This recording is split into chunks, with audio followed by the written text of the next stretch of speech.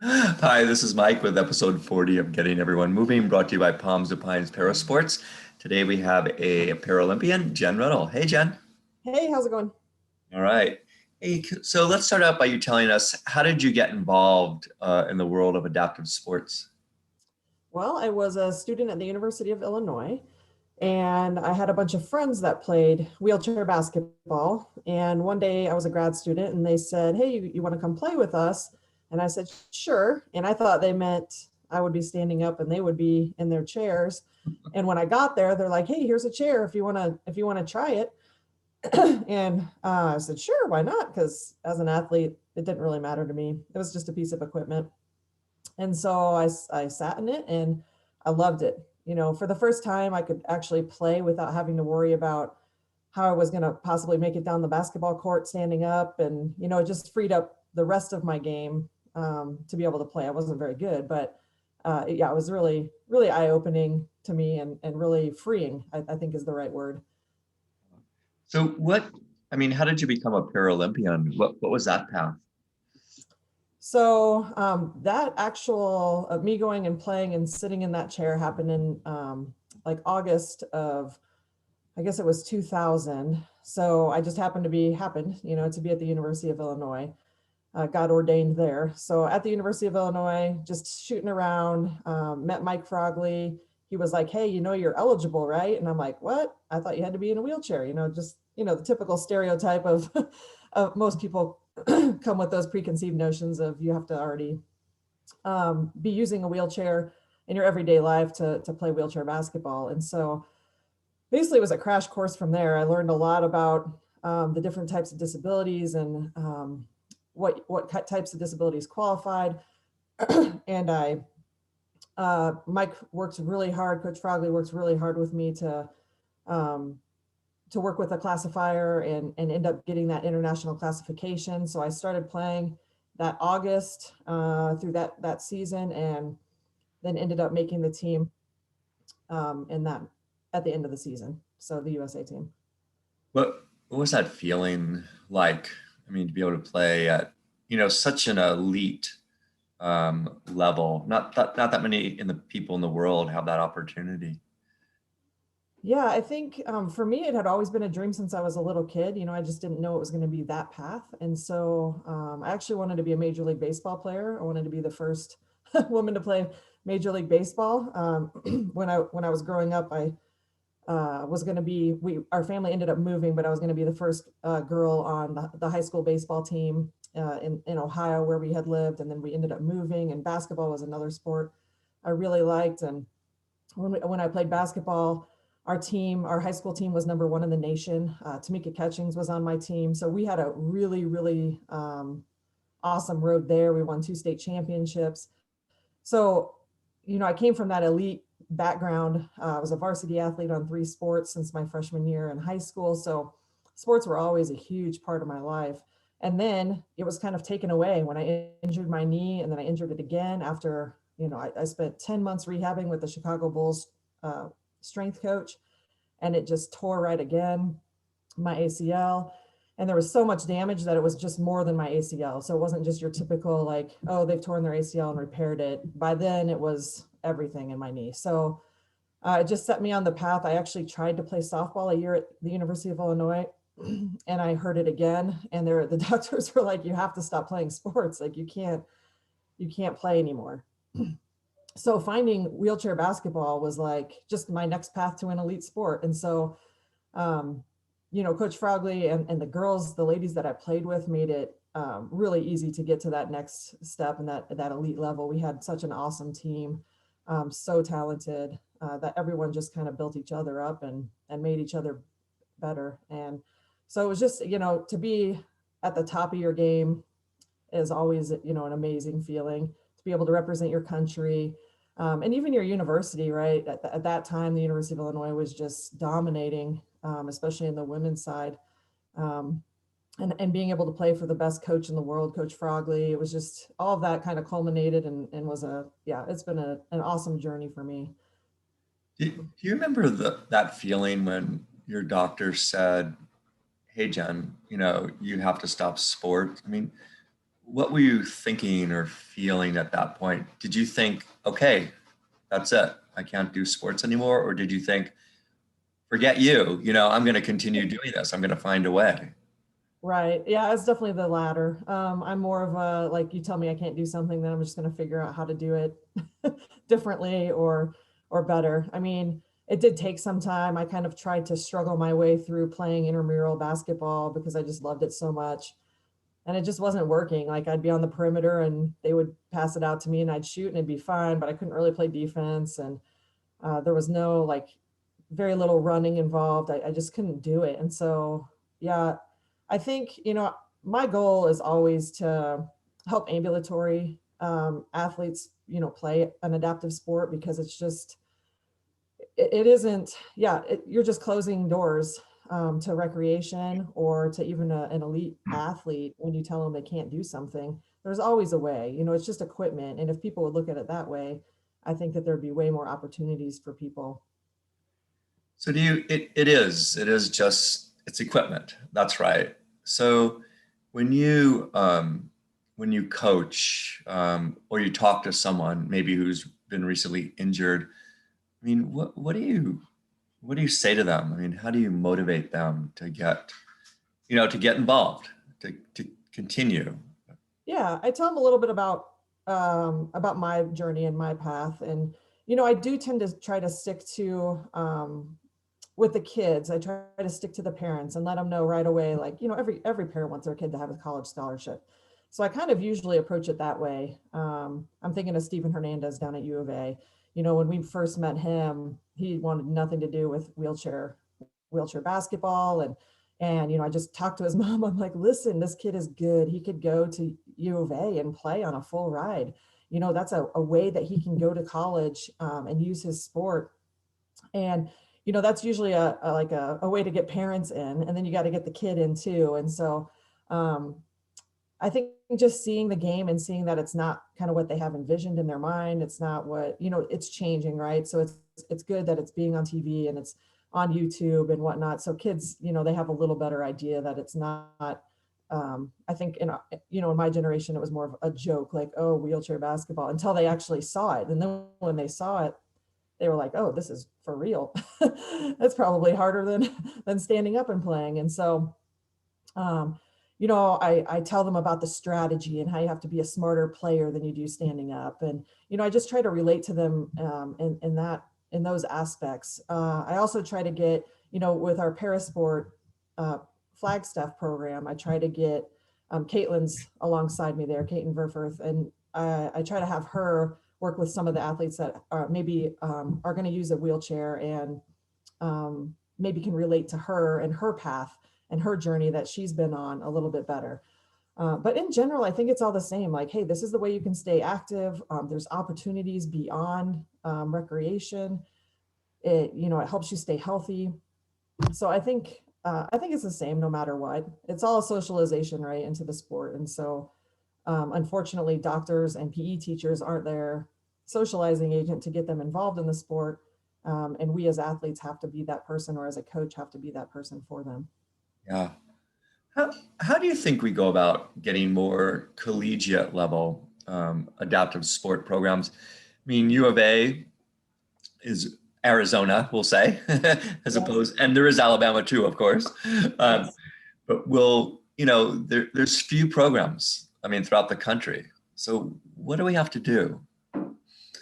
Well, you have to build a good juniors program, first of all. And that's a struggle. Like here in Flagstaff, we tried to start right before COVID hit, and we're probably going to have to just relaunch the whole thing. Just getting parents on board. They have doctors telling them they're going to get hurt. They're going to get hurt. And we're like, they're already hurt. So let them play. It's not a big deal. That's kind of our joking line to these parents is they're fine. Like they're not going to get hurt. Just give them a chance. And I think once the parents jump on board, then the rest is kind of history. But you have to have a good grassroots program, right? And I think the NWBA has done a great job of building that up. It's certainly way bigger than in the past, like COVID being the exception, maybe. But I think getting alumni out there, you have to really train your alumni at U of I. Illinois did such a great job. All of the alumni, from kind of our team went out and made a difference and coached teams and recruit players.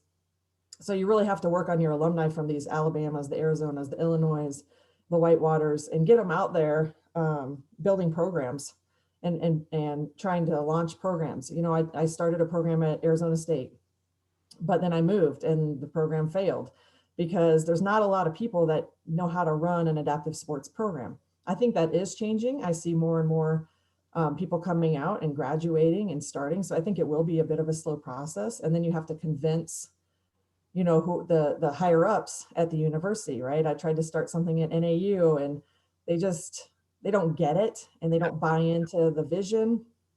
I think the diversity movements are really helping. I think that those are helping move it forward a little bit, but you know, you just got to keep trying and you can't take no as an answer, I think is probably, and you have to have people in charge that aren't willing to take no as an answer and are willing to keep going back and back. And, you know, in the case of like NAU, for example, going in and I taught a class, right? So that helps, oh, this is not what we thought it was. And so creating curriculum around the sports, I think is really significant as well. So there's a lot of different paths that can happen. It's not going to be a traditional path. I think that it would be amiss to do that. One thing that Parasport Flagstaff that we try to be unique in is that we really try to involve families. So I don't take out the able-bodied brother or sister. I let them play because there's no reason why they shouldn't be able to play with their siblings. And so we do a lot of, we were doing, you know, COVID slammed us pretty bad. But yeah, I mean, that involves the whole family. And, you know, we brought in, at one point, we had friends and kids from the school that I'm at that did not have a disability that were loving playing and really wanted to get involved and play and try it out. So I think that that's a good way too, is to get everybody playing together. Yeah, I think a lot about inclusion, and I mean, how do you create, you know, a more inclusive society? And I think what you just said about, you know, involving the entire family starts to do that. But you know, how would you say we create more inclusion? We create more awareness. I mean, I know that the Paralympics in Tokyo will be televised, which Right. will be terrific. But what more can we do as a society to create that more inclusion? Yeah, I think, yeah, that's a tough question because the awareness is just, you know, Illinois, one thing that we did and they still do very well is they got out into the community to where I would even say a little bit before my time, you know, it was known, but it wasn't really. And then we started doing PE classes where we just took over PE for a couple of weeks. And that was one of my goals in moving to a new city would be to just get with the local school district and making it normal. So you're going in and you're just rotating the, you know, the school district would have one adaptive coach and they're going in for 2 weeks and just teaching a few adaptive sports and they're rotating schools until they have it by the end of the year. And then the next year they're doing the same thing. And so by year 3, kids are like, it's just another sport. We're playing this today instead of badminton, you know, and there's not a big dichotomy. There's not a big deal on, oh gosh, we got to bring out these wheelchairs or we have to bring out these blindfolds to do goal ball, or, you know, it's like, oh yeah, we get to play goal ball today. And then when a kid gets injured or hurt, it's no big deal. They're like, oh, cool, you get to play wheelchair basketball now. It's just like, that would be a goal, right? The goal would be just like an easy transition into the next sports and the next step or level in their life. Or maybe it's presented as an option, you know, down the road to begin with, right? Canada does an excellent job at that. You know, they just allow able-bodied players to play in their league and there's no difference, right? And, you know, there's been talk about an open league where there's no classification. You know, I can see the pluses and minuses of both. And I think maybe having an open league and then continuing with the current system would be great to have both options to people, allowing people to develop at their own level, but then allowing others to develop at their own level, or, you know, one not necessarily being better than the other, just different. And so just the more options that are out there for people to play and to get involved, and the more it becomes just a regular thing to do. And it's not, oh, I've never heard of that sport. You know, I think it will just push the movement a little bit further along. Um, so do you find that, siblings especially, and families are open to, participating with someone who may use a wheelchair for mobility purposes? Not at first. Like my experience has been that they don't want to minimize their child's disability or their sibling's disability until like in our example, until Caitlin and I are like, no, we have this chair here, sit in it, you can play. And then they try it out and they're real reluctant, and then they're like, oh, this is kind of fun. And then the kids light up, right? This kid with the disability that is getting to play for the first time and have them play at their level, and say, oh, this is really hard. And the kid's like, no, it's not, like I'm way faster than you. And, like the look on that kid's face when they see their parent like trying something that they like, it's the same as if I'm going out to coach one of my sons in t-ball or baseball, and they light up because I can throw a ball pretty well, and I know how to play the sport. Well, it's the same thing, but these kids just never have that opportunity. And so yeah, it's just, that's one thing that probably keeps us going, is just seeing, and these parents realizing, wow, my kid is working hard, like this is really hard work. No wonder they're tired. Or no wonder they need to practice this, or it's just not, hey, this is really easy, here, just try it. It's, yeah. So I think it's really helpful. Yeah. What is your career, Jen? What have you done um in your life? right now I'm an administrator, so like a head of school, a co-administrator at Flagstaff Christian School. So we have about almost 200 students at our school here in Flagstaff. And do people know that you have, or the students know that you have a disability, that you play wheelchair basketball and all that? Um, some of them do, yes. Every year, so we just got, like, we almost doubled in size, so those students wouldn't know quite yet. But every year, I pull out the chairs in our garage, and I bring them to school, and they learn about wheelchair basketball and goal ball. Those are usually my two go-to. They usually learn about bocce as well, because I want to kind of spread the wealth with different types of disabilities that do qualify. So I would say some of them do and some of them don't. Whenever we have a dress up day, I always put on my USA uniform so they can ask questions like, what? you played basketball? And I'll say, I played wheelchair basketball, and so yeah, they definitely learn about it at my school, and they definitely learn about inclusion. Every year we do a cultural diversity week, and sometimes it's different countries or whatnot, but every couple years we do a disability one. So they have to choose a disability. It could be an intellectual or physical. And so they learn about it then too. So I think, so you walk, right? Right. Yeah, the hidden. And hidden, right? And Yeah, and so that's my next question. I mean, oftentimes you can't tell really if right. someone has, a physical disability. So how do you teach people to kind of be kind and look at the whole person? And I guess, part of my question is about, even if you use a wheelchair, people are still, they're athletes, right?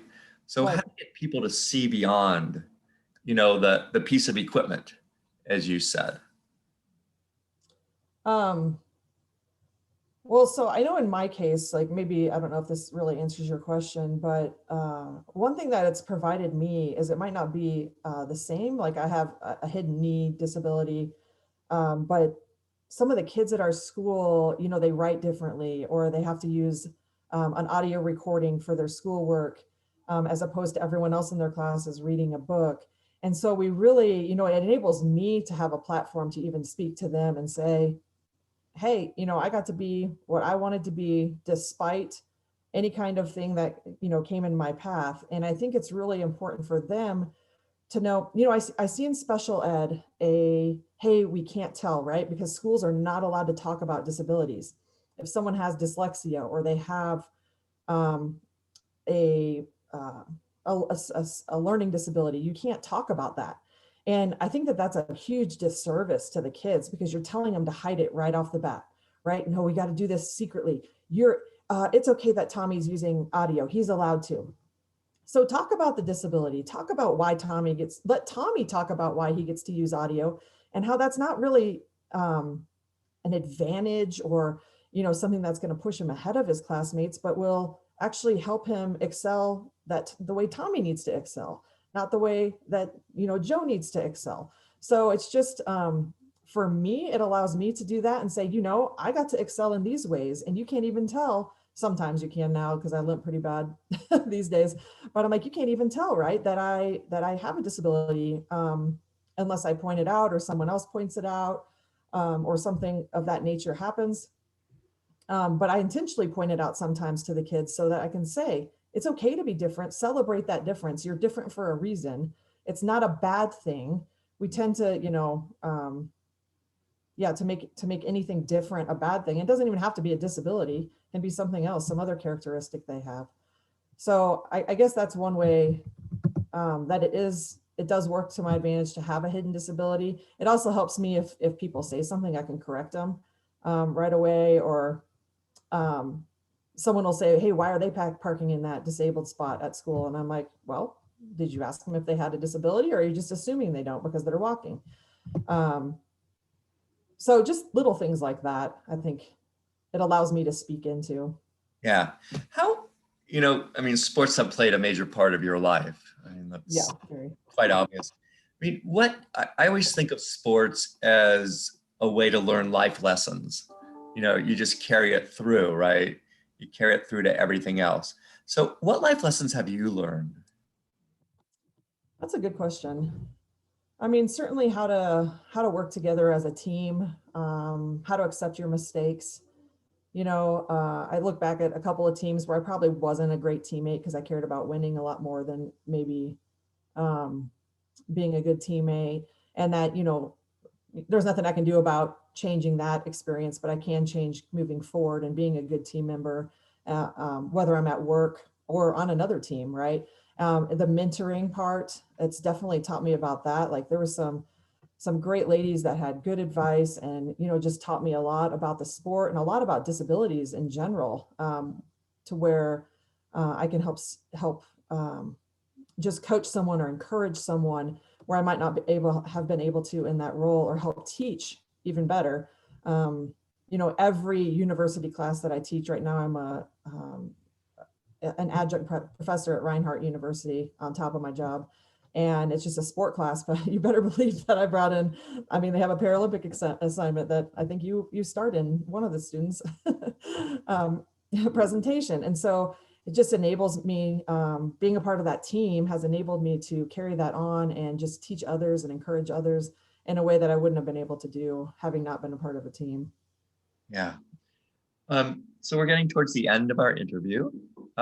What's something that you want to leave our listening audience with, especially given that, this is a Paralympic Olympic year. What do you want to say to people?